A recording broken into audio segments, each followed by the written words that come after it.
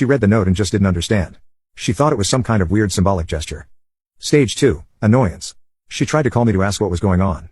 My number was blocked. She tried to text. The message wouldn't deliver. Stage 3. Panic. She started to realize what had happened. She ran into the bedroom and saw my closet was empty. My side of the bathroom was bare.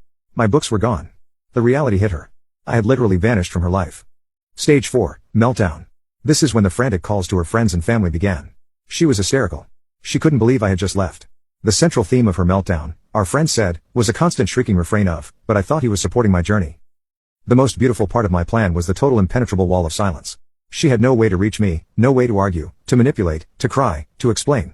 I had simply ceased to exist in her world.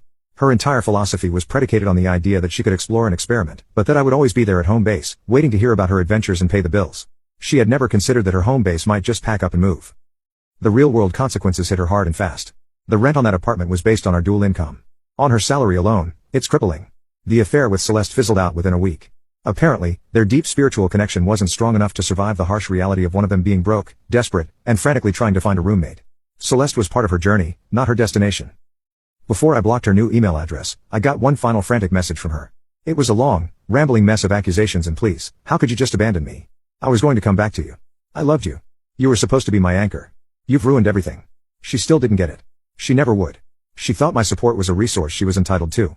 She didn't understand that support is a choice, and that my choice was to stop supporting a person who was actively betraying me. I am thriving.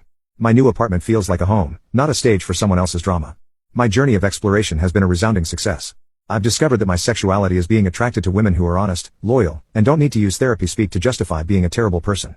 I've discovered that my love language is a partner who is actually a partner, not a self-obsessed child on a permanent quest for attention.